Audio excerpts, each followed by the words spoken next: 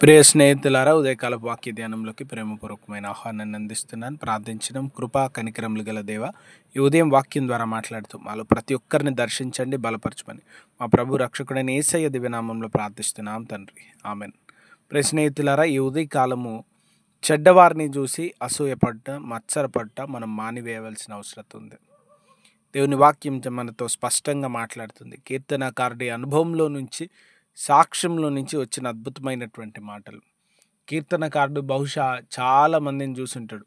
ఈ చెడ్డవారిని చూడడం, మత్సరపడడం ఇవన్నీ షార్ట్ కట్స్ జీవితంలో. వ్యసనపడుట, మత్సరపడుట ఇవన్నీ షార్ట్ కట్ లాగా కనబడుతూ ఉన్నాయి. ఈ షార్ట్ కట్స్ మనిషి జీవితాన్ని సర్వనాశనం చేస్తాయి, మనిషి జీవితాన్ని దుర్భరం చేస్తాయి, మనిషి జీవితం భయంకరమైనటువంటి స్థితిలోకి తీసుకొని వెళ్తాయి. కనుక ప్రియమైన వారలారా, మనిషి జీవితము వేదనలో, కష్టంలో, శ్రమలోకి పోకూడదు అంటే చాలా జాగ్రత్త పడాలి. అందులో ప్రాముఖ్యమైనటువంటి విషయం ఏంటంటే, చెడ్డవారు వెళ్తున్నటువంటి దారి త్వరగా చేరిపోతున్నట్టు కనబడచ్చు, కానీ అది సరైన మార్గం కాదు. సరైన మార్గంలోనే గమ్యం చేరడం చాలా ప్రాముఖ్యం.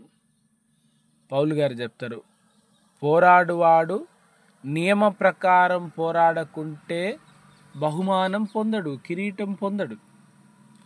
నియమ ప్రకారం పోరాడాలంటే ఆ వేరే చెడ్డ ప్రకారంగా, తప్పుదారిలో, మోసపూరితంగా చేస్తే గెలవలేరు. గెలవాలి అనుకున్నటువంటి వారు, జయించాలి అనుకున్న వాళ్ళు, సాధించాలనుకున్న వాళ్ళు, వారు సరైన క్రమమైన పద్ధతిలోనే గెలవాలి. ఇప్పుడు ఈ విశ్వాస యాత్రలో ఎన్నో షార్ట్కట్లు చూపిస్తుంది. లంచాలు తీసుకుంటే ధనవంతులై స్థిరపడతారు, అబద్ధాలు ఆడితే పైకి వస్తారు, చెడ్డ పనులు చేస్తే పైకి వస్తారు, మోసాలు చేస్తే పైకి వస్తారు. వీటన్నిటినీ మన కళ్ళెదుట ఉంచి ఇవన్నీ త్వరగా పైకి రావడానికి, బాగవ్వడానికి, సంపాదించుకోవడానికి మంచి మార్గాలుగా సాతాను చూపుతూ ఉంది. కానీ ఇది అతిపెద్ద మోసం. పాపం ఎప్పుడు మోసమే. పాపం పైకి బాగా కనబడుతుంది, కానీ లోపటంతా మోసమే. అదే పాపం. ఆదామవ్వలకు పండు ఎర్రగా అద్భుతంగా కనబడుతుంది, కానీ దాని పర్యవసానం ఎంత భయంకరంగా ఉంటుందో తెలియదు. అనేక మార్లు దేవదూతల్లాగా కనబడతారు, మీరు దేవదూతల్లాగా అవుతారు, మీరు అట్లయితారు, ఇట్లయితారు. మోసాన్ని నమ్ముతారు కానీ నిజాన్ని నమ్మడానికి ఇష్టపడరు. దావీదుకు కానీ మన జీవితాల్లో కానీ బహుశా ఇటువంటి శోధన, అది శోధన అండి. అది ఆ మార్గంలో పోకుండా మనల్ని మనం నియంత్రించుకొని, ప్రభా మేము మాకిచ్చిన స్థితిని బట్టి సంతోషంగా ఉన్నాం, మమ్మల్ని ఉంచిన స్థితిని బట్టి సంతోషంగా ఉన్నాం, మీరు ఇచ్చిన దాంట్లో తృప్తి, మేము ప్రతిదినం శ్రమించి కష్టించి పైకి వస్తామని ఆశపడాలి. కానీ నీ కృప వల్ల పైకి వస్తాం, కానీ మా అంతటా మేము లోకంలో మోసపూరితంగా రాము అనుకోవాలి. యాకోబు ఇస్సాకుని మోసం చేసిండు. ప్రాణాపాయం, చచ్చిపోయే పరిస్థితి, ఇల్లు వదిలి, తల్లిదండ్రులను వదిలి, స్వజనులను, ఆస్తిని అన్నీ వదిలేసి ఏమి లేని వాడిగా అరణ్యంలో పరిగెత్తుకుంటూ పోయిన స్థితి. లాబానుని మోసం చేసిండు. ప్రాణాపాయం, మళ్ళీ దేవుని దగ్గరికి భయపడుతూ వచ్చిన స్థితి. అన్న లాబాన్లు, వెనక లాబాను, ముందు ఇస్సాకు, ముందు ఏశావు, వీరందరి మధ్యలో యాకోబు నలిగిపోతూ జీవించిండు. ఆస్తుంది, మనశ్శాంతి లేదు, బలగం ఉంది, కానీ గుండె ధైర్యం లేదు.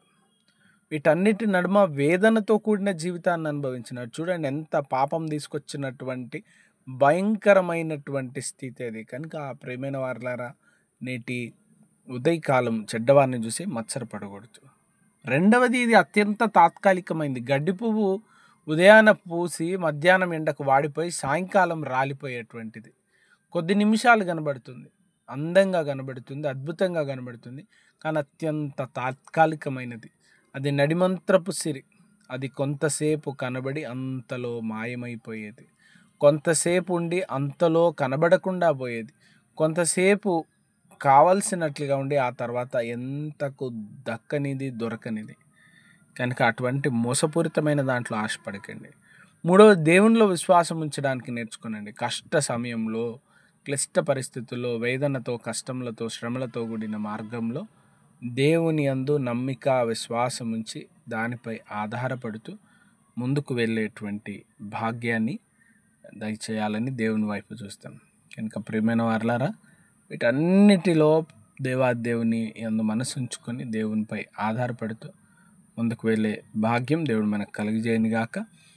దేవుని సహాయం కృప మనందరి తోడైండును గాక. ప్రార్థించుదాం. కృపగల ప్రభువా, దయగల తండ్రి, మీరు మాతో ఉండి నీ నెమ్మది సమాధానంని దయచేస్తూ వాక్యం విన్న ప్రతి వారిని ఆశీర్వదించమని, నా తండ్రి మిమ్మల్ని పోలి మీ అందు నమ్మకం ఉంచి నడుచుకునే భాగ్యం దయచేయమని యేసు నామమున ప్రార్థిస్తున్నాం తండ్రి. Amen. God bless you all.